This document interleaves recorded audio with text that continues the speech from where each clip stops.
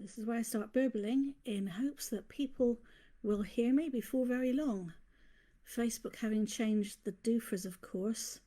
I don't know quite how to add this to the title page. However, there we are. I'm going to grab my guitar really gently and start hitting a chord or two and say welcome, hello everybody who's going to be listening to this now or later, whatever time stream you're in.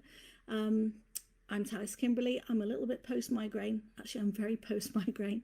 So kitchen session number 6, which is Gentle Saint of Porridge and Bread and Butter. I kind of changed the name.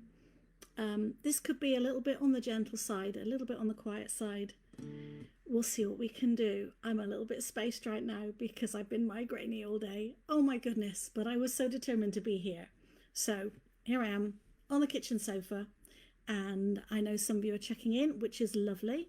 At this point, I see that I can't see who's coming in because my microphone's in the way. Yay, technology.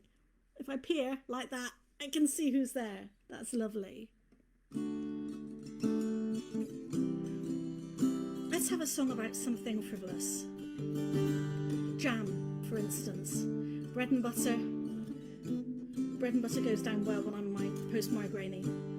So that's what I had for tea. 2 slices of bread and butter without jam. But this is a song about jam, or rather, quince jelly. The quince is a fruit of uncommon repute, but its pleasures are not widely known. It's somewhat akin to a pear by its skin, but the flavour's entirely its own. It's harder than apples to cut or to slice. Its bloom is like that on a peach, and the jelly it yields is a singular joy, and the method for that I shall teach.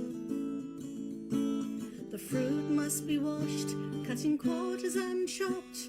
The cores and the pips may be left, though if your intent is to reuse the pulp, then removal of these may be best.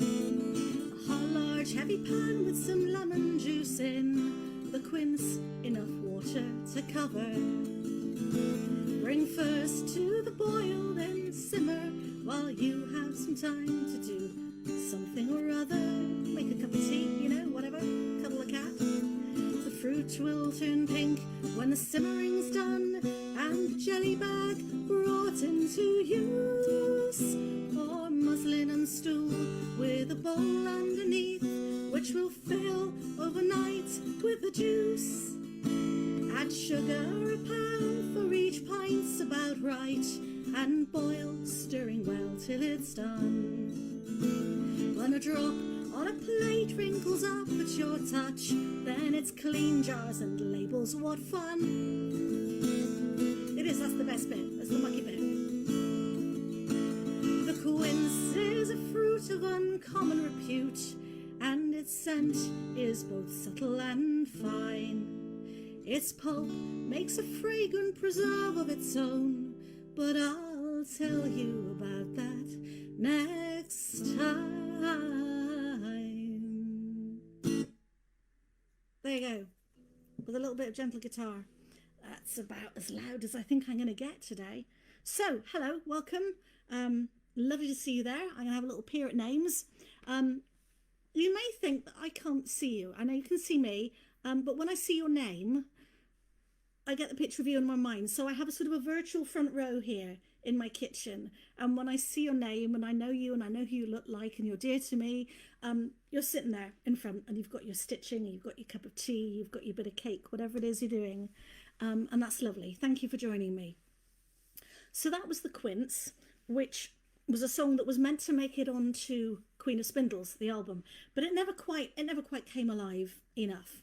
One of the delights of these sessions for me is the opportunity to bring out songs that they're okay, they're fun, they're nice, they're worth singing with friends on the kitchen sofa, but they never quite made it up the list to knock something off of what I would choose for a live gig, you know, in person.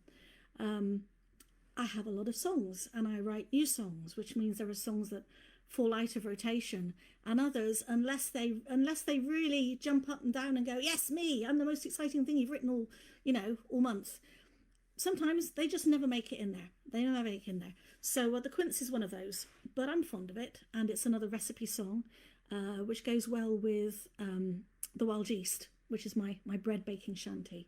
One day I ought to do the bread and the jam and the cup of tea songs all together. That would be kind of fun. That would be a giggle. So I hope you've got something to sip there, whether it's something nice and exotic or just a bit of Adam's ale. Well, hello Tom, hello Nicole, hello Maria, hello Ashton, good to see you all, and hello Maria again. The scroll will move. Some bits I'll see, some bits I won't.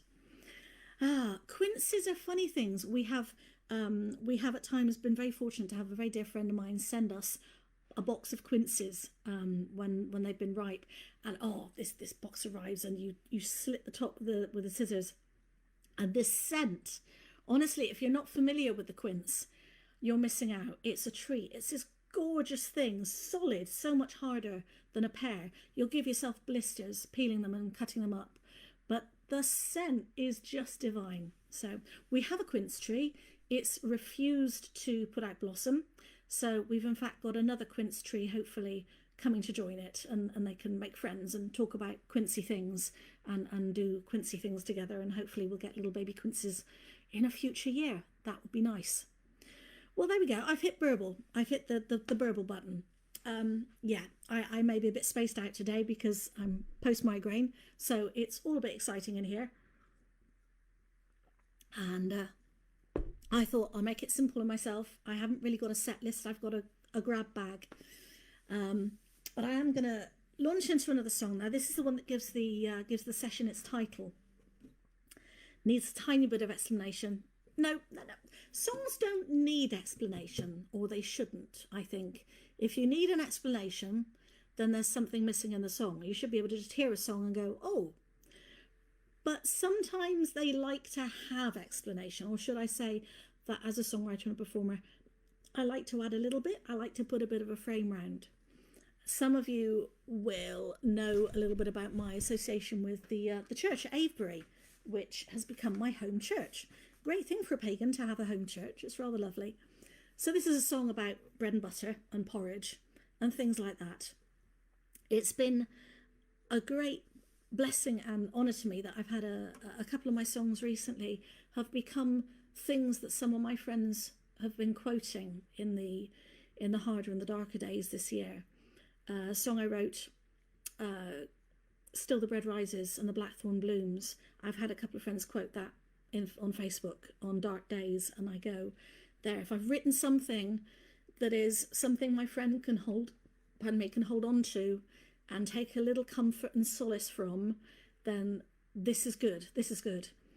I do the same myself with the song I wrote about the Grenfell fire, which I am not doing tonight.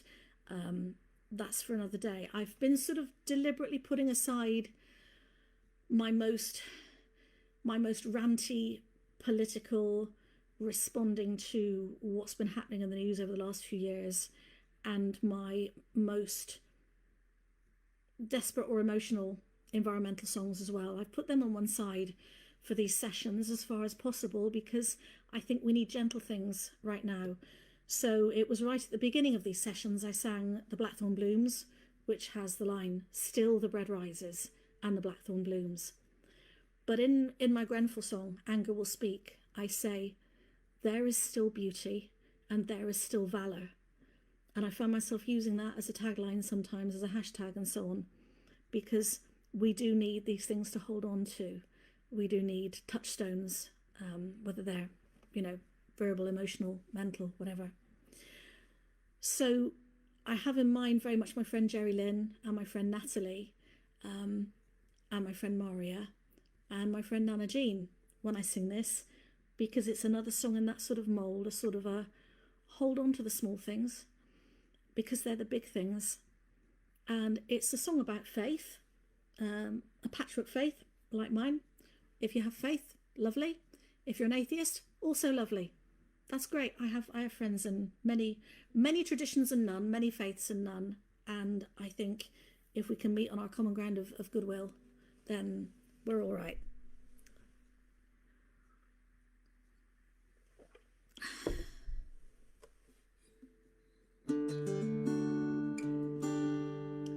This is Gentle Saint of Bread and Butter.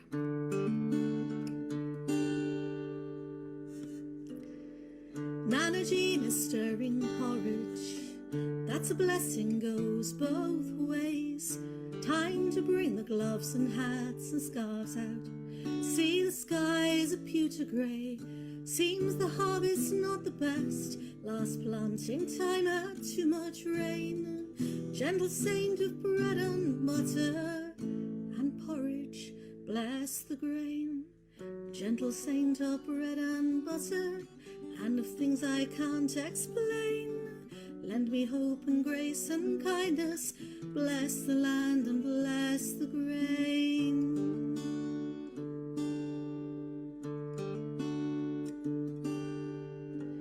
I hold fast to the little things now. They keep me on my feet.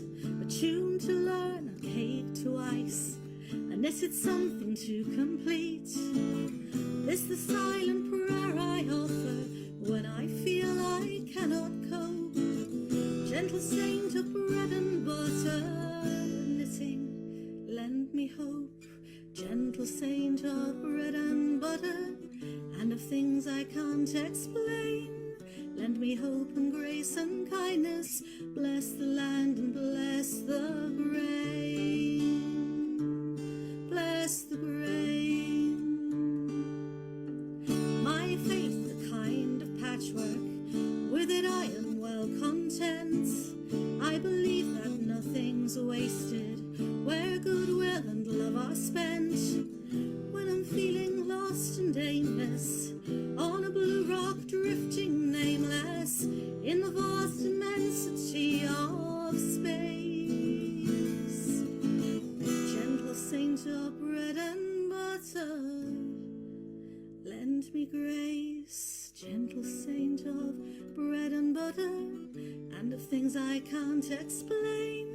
Lend me hope and grace and kindness. Bless the land and bless the grain. When I hurt and when I'm angry, when my heart is full with pain, lend me hope and grace and kindness. Bless the land and bless the grain. Bless the knitting and the baking. Bless the growing and the making. Bless the patchwork and the porridge. Bless the ground and bless the grain. Bless the hurting and the hoping. Bless the crying and the coping. Bless the dying and the grieving. Bless the sunlight and the rain. Gentle saint of bread and butter, bless the grain.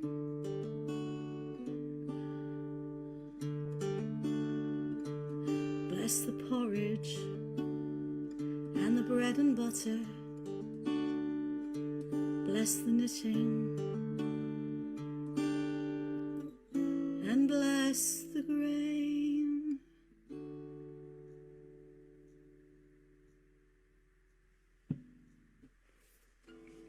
Well, that is the new one that I promised you. I've been trying to incorporate the things I've written fresh this year into some of the sessions as well, and that one I think sits as a chronicle of this year. Back at the beginning in March, April, I wrote a good night to you, Mrs. Moon. Good evening to you, Mrs. Moon, sorry. And then in the summer I wrote Heart's Easy, and now Gentle Saint of Bread and Butter. It feels like the next season on, and if I write another piece through the winter that completes the year, then I can put them all together. Nana Jean is stirring porridge. Some of you know Nana Jean, and I don't know if she'll get to watch this, but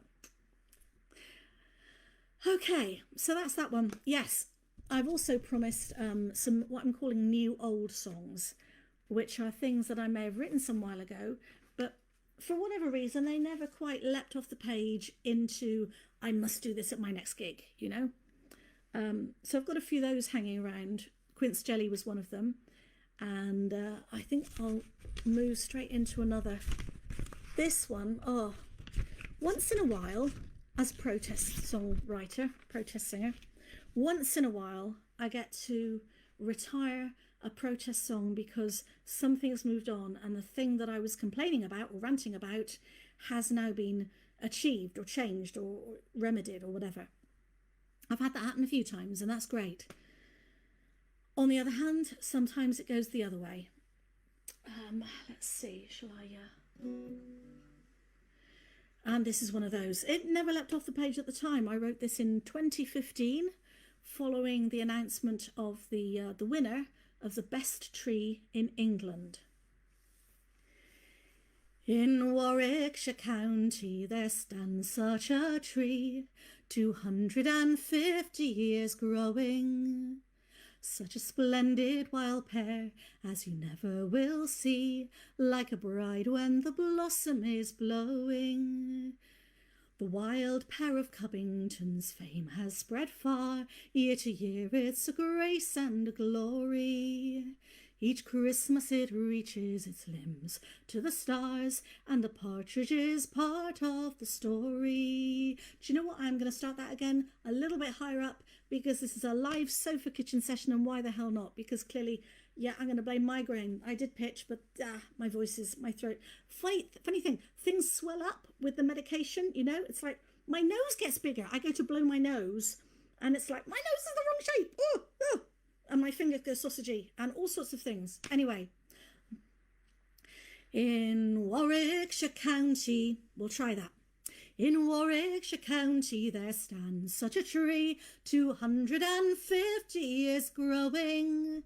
Such a splendid wild pear as you never will see, like a bride when the blossom is blowing. The wild pear of Cubbington's fame has spread far, year to year it's a grace and a glory. Each Christmas it reaches its limbs to the stars, and the partridge is part of the story.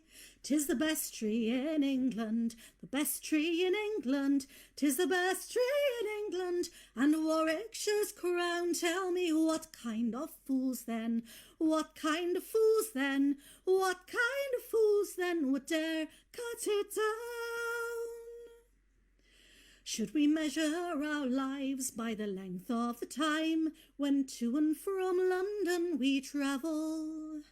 By breaking and burning the landscape we pass, till all beauty must rot and unravel. 'Tis the best tree in England, the best tree in England, 250 years history seen. Let us not be the fools who would let other fools write their own book of rules and harm everything green. But about 3 weeks ago, the powered saws came in for HS2. 'Twas the best tree in England, the best tree in England, the best tree in England, and Warwickshire's crown. Tell me what kind of fools then, what kind of fools then, what kind of fools then would dare cut it down? In Warwickshire country there stood such a tree, like a bride when the blossom is blowing. Such a splendid wild pear as you never will see, 250 years growing. 'Twas the best tree in England.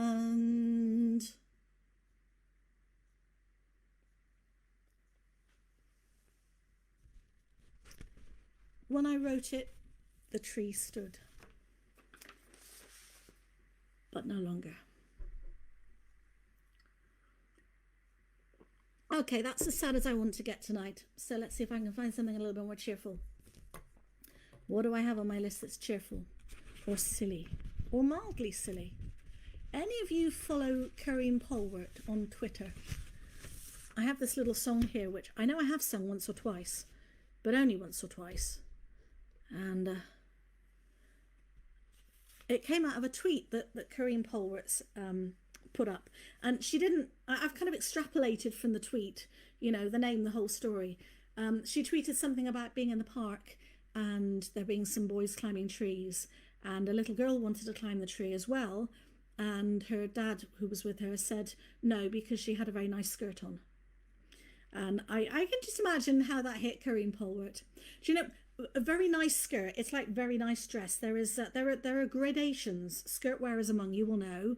It's a skirt. It's a nice skirt. It's a very nice skirt. Different things. Now, for dresses, well, you know, it's a dress.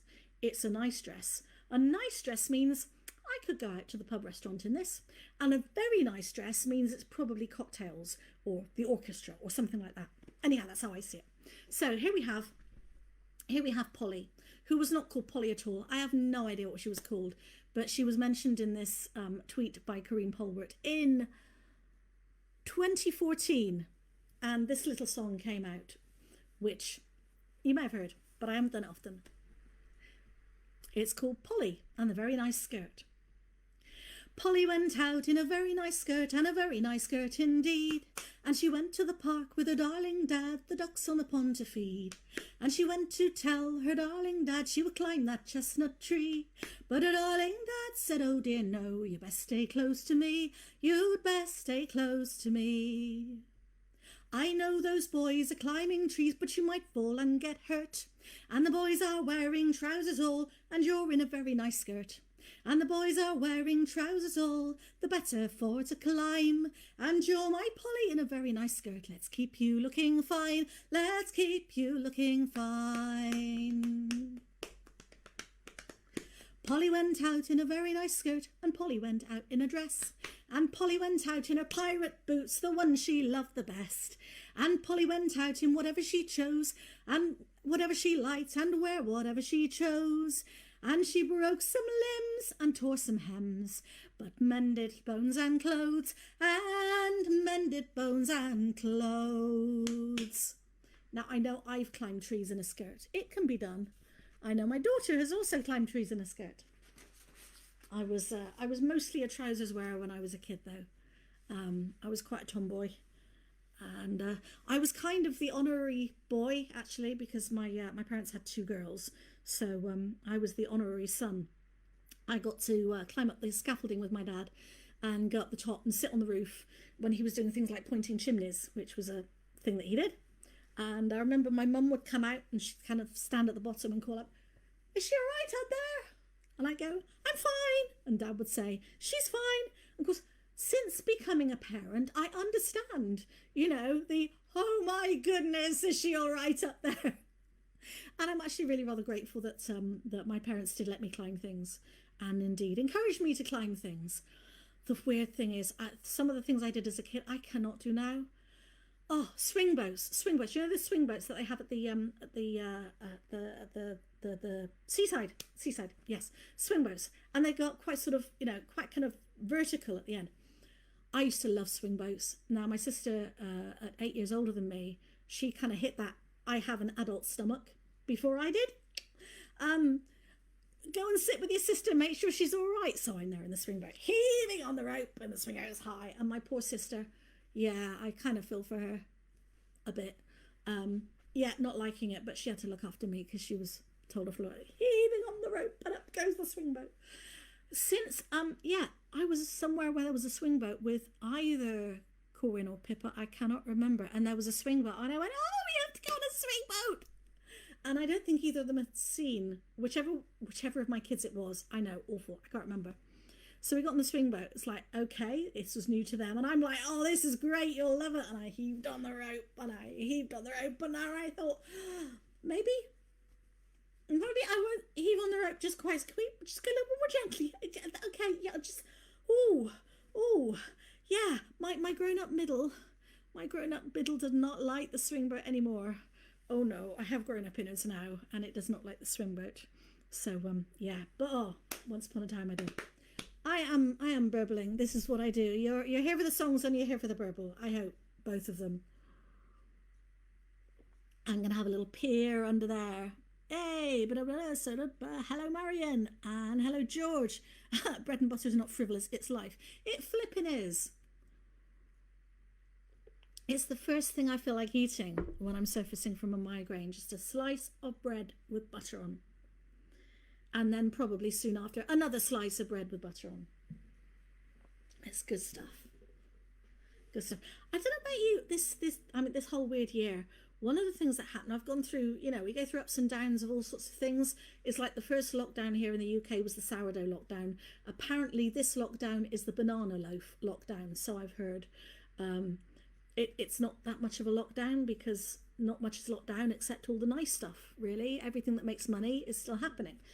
But over the year, you have all sorts of emotional ups and downs. Times when you go, yeah, we'll make all the things. And times when you go, what's next on Netflix? And times when you go, I had spells early in the year of recipe books. Oh, never made that before. Right, cook the thing. Oh, never made that before. Cook the thing. And I did some lovely things out of all sorts of books. And then I kind of hit another spell more recently where it's like, oh yeah, food. I should eat something. I could have a bit of toast. And, I like food. But yeah, sometimes at the moment can I just stay fed? Can other people stay fed? I can't complain because Pippa's awesome and she takes on a lot of the cooking, which is great. But yeah, it's like, how can you stop being interested in food, Talis? Well, what's that all about? I need to look through some recipe books again, tempt my eyes maybe and make something else that I haven't made before, which is always fun. Let's see. Now that's difficult. I'm not sure I'm going to manage that with my sausage fingers. And that's difficult likewise. Well, now this one here, I know I gigged this once in a folk club down on the south coast, but it may only have been the once, so you probably haven't heard it. This, I really think of Mike Whittaker in this one. I think of this as a very Mike Whittaker kind of song.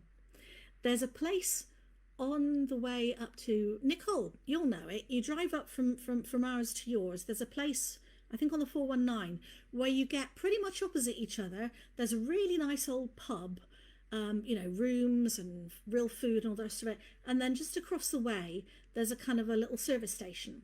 And I always, when I see the two together, it's like, there's just such very different vibes coming off them. Which will you choose? So I wrote this particular song. Capo. Hold on a moment. I need to get my capo. It is not within reach. Oh, I will be right back. Nothing's going to fall over. Probably. Not even me. There we go. Back in the room. So this is my Mike Whittaker-ish song about those two. It's called Traveller's Rest. Possibly, I know he's got a song by the same name, but the name can mean all sorts of different things. Right, let's see. And I haven't done this often, so it's kind of newish to me. We'll see what happens. It's also spot the Ian Anderson reference. Free house stands where the Lancet build, local tiles and stones. Ostler takes your horse in hand. Here's a place to rest your bones. Something good to drink and eat. All day stew and ale. Landlord's dog and an oaken seat. And a fellow traveller's tale. Every half day's ride. Oh, the mornings we have woken here. Oh, the welcomes and goodbyes. Oh, the journeys we have broken here. And seen the road rise kindly in our eyes. Now each half hour or full hour's drive, this whole land end to end. Drive all night when the schedule's tight, and a long way home, my friend. Here at last the petrol stop, lit up like a Christmas tree. For a paper cup with a plastic lid and half a pint of sweetened tea. No one smiles or asks your name. No one stops here long. Not much rest in plastic chairs, no dog, no tail, no song. Factory pie in a plastic tray, microwave to burn, and a queue for the fuel that moves your wheels, and you scowl as you wait your turn. Special offer, claim your token here, but scarce a welcome or goodbye. Oh, the journeys we have broken here, and the motorway runs wretched in our eyes. Right across the self-same road stand the ancient and the new. One says stay for an evening's rest, the other pass on through. Pit stop all in garish shades or walls of sturdy stone. You make a choice and spend your coin and go your way alone. Oh, the mornings we have woken here, oh, the welcomes and goodbyes, oh, the journeys we have broken here, and seen the road rise kindly in our eyes. May the road rise ever kindly in your eyes.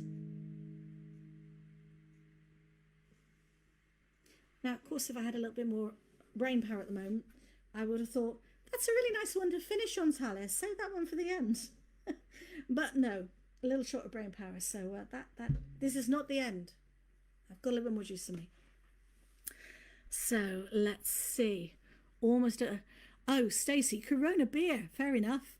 Get a new tree to talk some sense. That's it. A new tree to talk some sense into my original tree. Thank you, Marina. That's kind of what I'm hoping. Yes, a little bit of Quincy advice to and fro.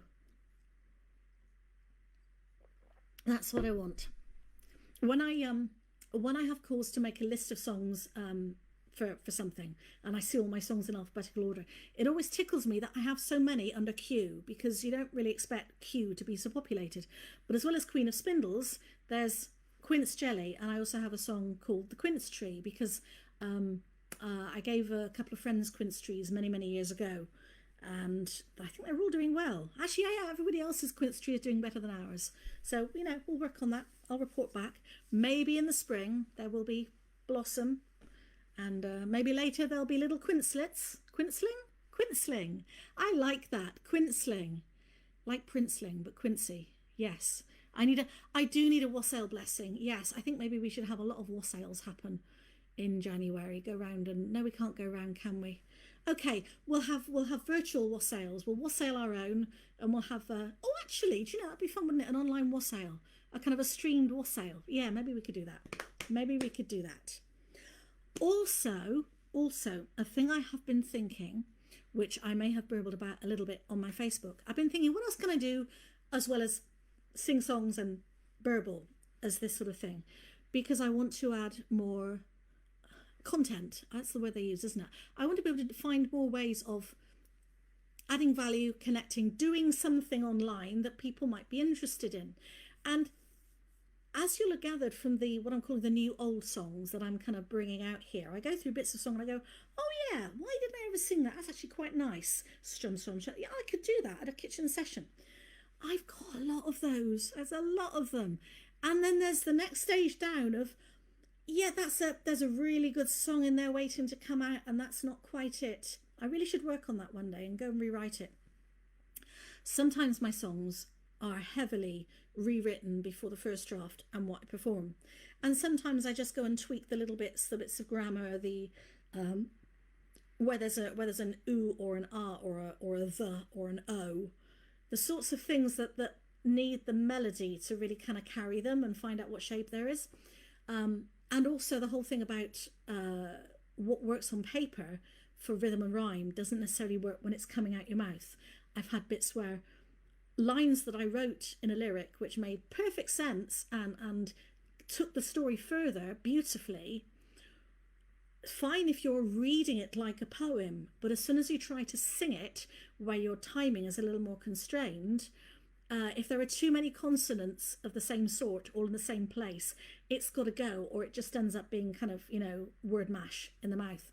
So that's another reason to rewrite them. Yeah, not all syllables are equal, and what works on paper does not necessarily work when sung. So anyway, knowing too that some folk really enjoyed this kind of songwriting geeking that I did a bunch of when I was guesting with Piers Corley the other week, I got to thinking, would anybody be at all interested if I did a sort of a live stream of me flicking the switch in my brain so that I could think out loud, looking at an old song of mine that needed rewriting, thinking it through, reading it through, figuring out what to change and rewriting it, sort of hopefully with a kind of an open brain sort of thing, telling you what I'm doing at the time I'm doing it. I don't know if that'll work. I don't know if I can do it, but I'm kind of interested to try. So I'm hoping to have a go at that some point. There's one song in particular. I really want to perform it, but it won't finish writing itself. It's been through a couple of rewrites already. It's about the fiddle. It's about Cremona. It's about Stradivarius. It's about history and how we relate to it. And there's a gorgeous song in there waiting to get out, and I haven't found it yet. So I think that would need to be first. And even if at the end of a session I haven't got, yes, the lyric's perfect now, I should sing it, maybe I'll have got a bit further. Maybe I'll have learned a few more things, and maybe people listening and watching might find it interesting. I don't know. I think it's worth the experiment. I'm seeing some hearts and yeses. So hopefully that's give that a go, Talis. That's if I can do flick the switch in my brain to enable me to think out loud. I think I can. Right. Shush, Talis, you're burbling. That's all right. Burble is good. What else have I got that... Oh, yes. I think we need to have a sheep shanty. We need to have a sheep shanty because Emma is much in my thoughts at this time of year.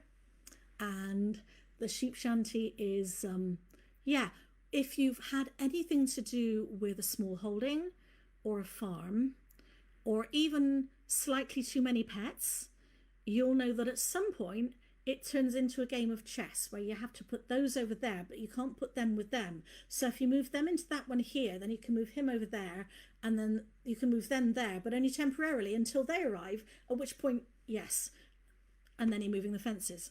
So the sheep shanty is on Cloth of Gold, Songs of Sheep and Farming. Yes, I should tell you. My lovely friend Bethan is redrawing, redesigning, recoding, wording, grouping my website. I'm going to have a new website, a brand new website with things that work, like a web shop that works, because the other one got borked, so we took it away. And of course there's a whole load of laws of change and taxes of change, and you can't do things the same way you did.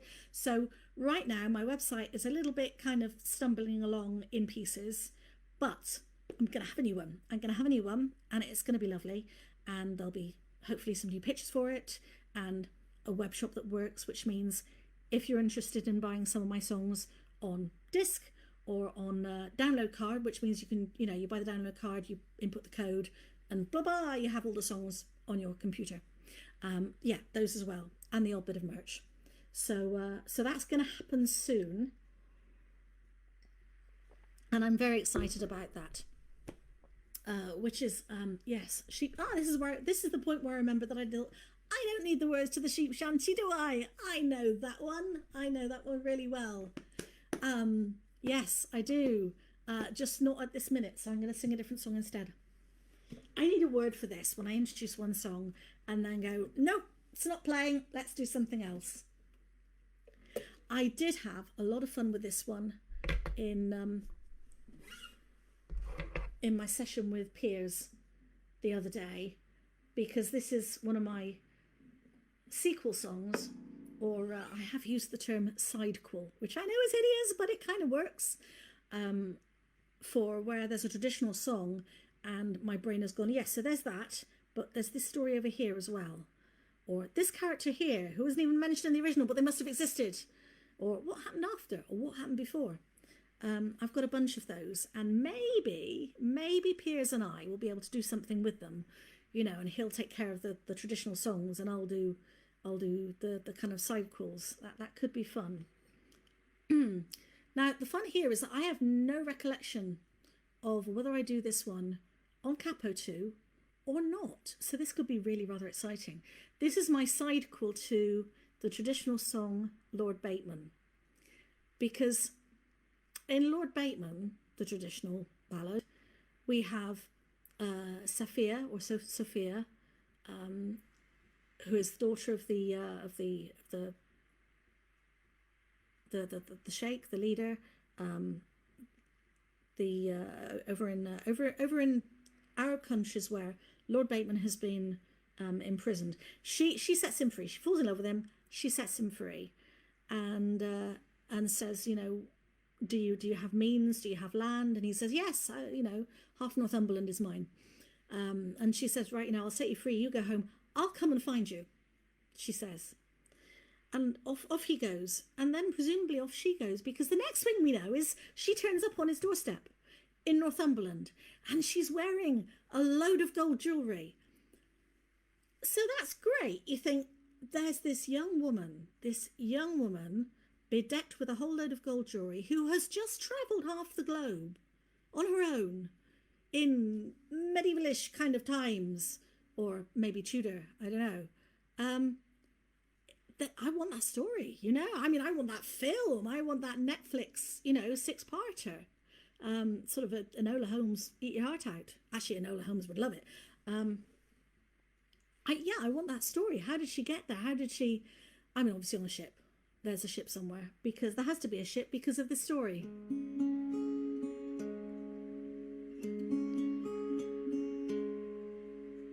But I don't think I'm going to do it on the capo there, because I think otherwise the high bits will be horrible. So we'll try this, and if I'm wrong, I'm wrong. I remember when she came aboard, having paid her passage fee. I'm wrong.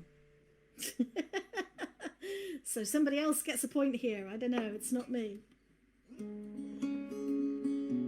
That's an Eric Clapton, isn't it? When you get the setting wrong on the capo. I've told that story before in gigs. I love it. Eric Clapton it was MTV acoustic. They were doing a series of acoustic in the round, really intimate little sessions with like rock greats. This is donkeys years ago, possibly decades ago.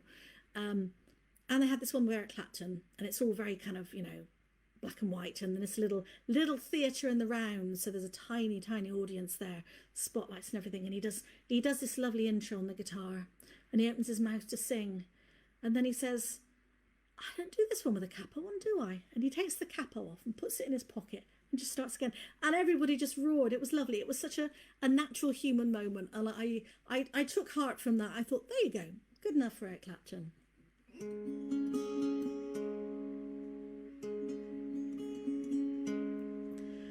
I remember when she came aboard, having paid her passage fee. I could scarcely take my gaze from her, but she never looked at me. Not a man who laid a hand on her, but was met with sharpened blade. So she kept herself in privacy, and in privacy she prayed, and her hair was like the raven's wing, and her eyes were dark and clear, and her heart is in Northumberland, and very far from here. Only once she walked the deck at night, while we waited for the wind. My watch done, I dared to speak with her. Could she think of me, her friend? Oh, the tale she gave was wild enough. Better lies are often told. And she wore a great many necklaces, and her rings were all of gold, and her hair was like a raven's wing, and her eyes were dark and clear, and her heart is in Northumberland, and very far from here. This This I'll say, and you will hear me out, then I'll trouble you no more. If Northumberland is less than kind to you, I will be 3 weeks ashore. All ashore and she was gone from me, not one single backward glance. 3 weeks passed and I was bound aboard, and I knew I'd little chance. And her hair was like a raven's wing, and her eyes were dark and clear, and her heart is in Northumberland and very far from here. All these years I've sailed the ocean deep, I have held her in my mind. Now I hope she's in Northumberland, and that Northumberland is kind. Now my home's whatever ship I'm on, and my heart's the rolling sea, and my true love's in Northumberland and very far from me. And her hair was like the raven's wing, and her eyes were dark and clear, and her heart is in Northumberland and very far from here.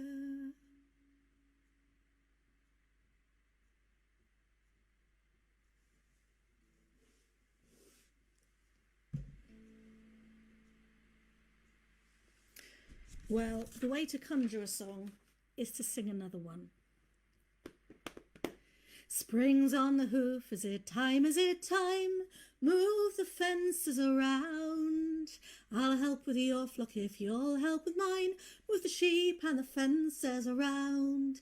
Alfie, Pearl, Christopher, Ruby and Zack, move the sheep and the fences around.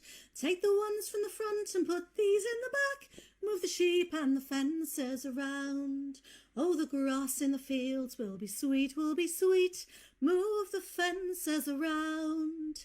I can't help but smile when I hear the lambs bleat. Move the sheep and the fences around. Alfie, Pearl, Christopher, Ruby and Zack, move the sheep and the fences around.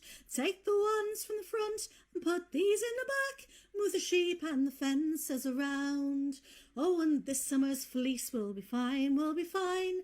Move the fences around. I'll help your shearing if you'll help with mine.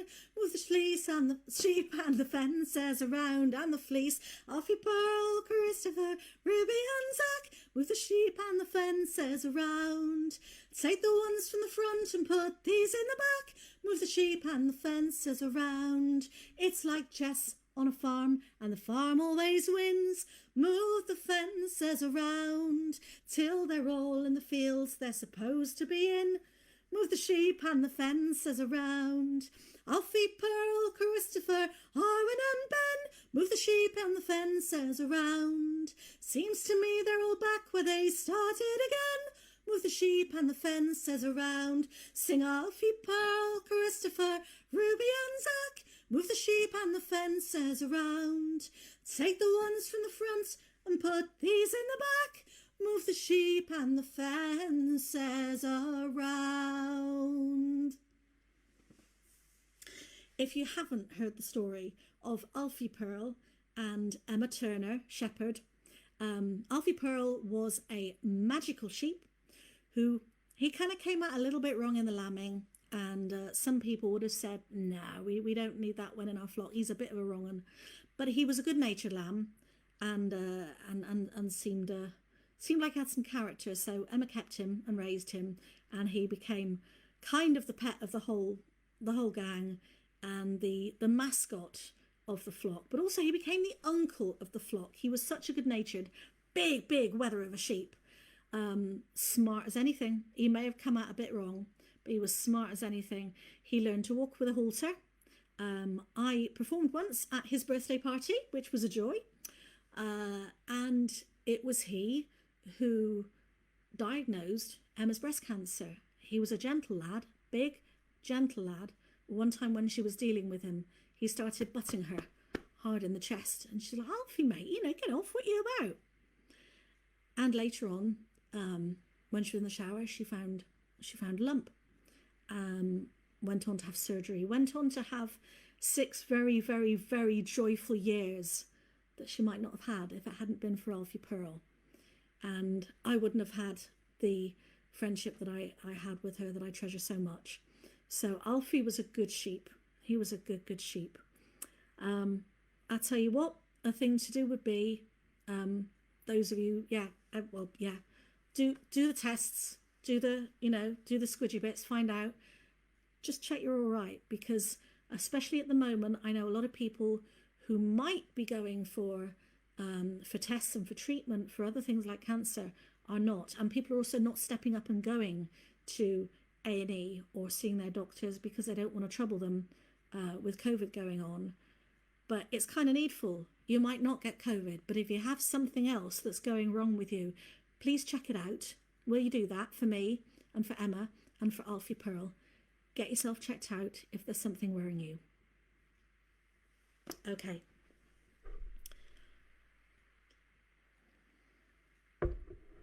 Well, what else? I've sung quite a lot of the things that I had banked on singing, which is a surprise to me. Honestly, a few hours ago, I was thinking. In fact, Simon offered to put up the comms and say, sorry, Talis has a migraine, can't be doing a performance tonight. I said, no, give me a couple more hours and I think I'll be okay. As at the very least, I thought, at the very least, if I do a few a cappella ones and I cut it a little bit short, people will understand. In fact, I burbled, I've played guitar, I've got more energy than I had when I started, so thank you, because that's the loop. You see, I may not physically be able to see you, but I know you're there, and I am feeling that energy and that goodwill coming from you. Thank you. I hope you do take some joy and some comfort and some solace in things like this. I'm sorry I kind of fell off the wagon of them a bit in the summer. Stuff went weird, lost my mojo a little bit, but I'm hoping to do a few more of these because I haven't run out of songs yet. At some point I'll go, okay, that's the end of volume 1. Now I will do some repeats. And then I can have the fun of putting things together that kind of fit in themes a little bit more. But I haven't run out yet. So I think I've got a few more up my sleeve. And I'm really, really glad to see you here tonight with me.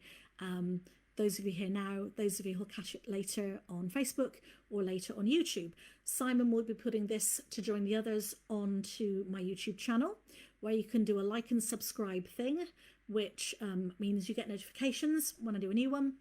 And also, I think, helps towards us getting tools towards doing more clever things with what we do on YouTube. So anyway, working on that, I'm trying to find ways to get more of my music accessible, in different formats.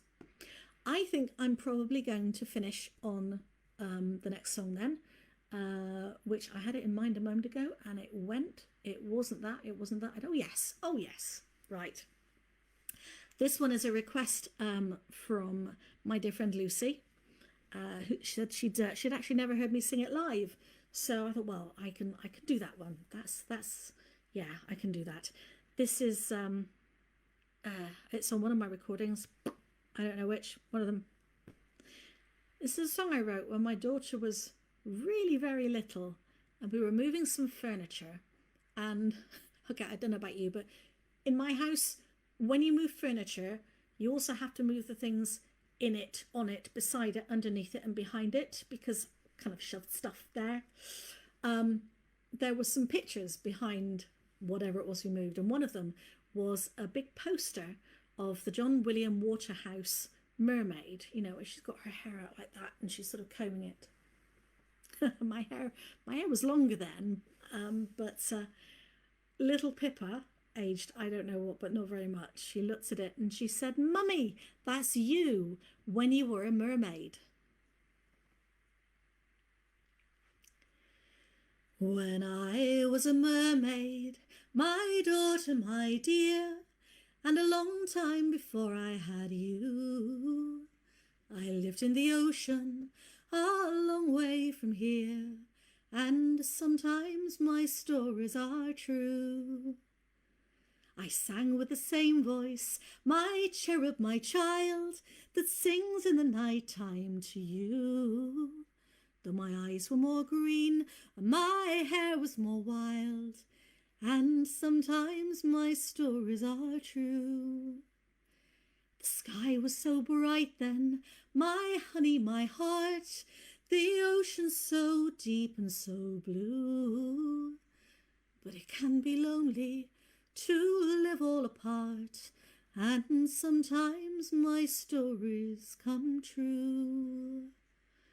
So when I was a mermaid, my daughter, my dear, and a great many other things too, I think that I wished very hard to be here, for the daughter I wanted was you, because sometimes my stories come true.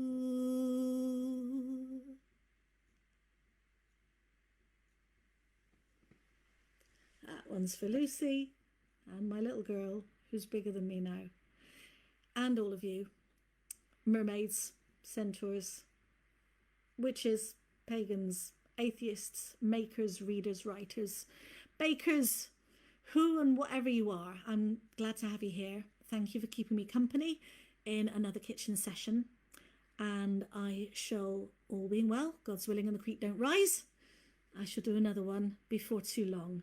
Thank you very much for your company. Good night.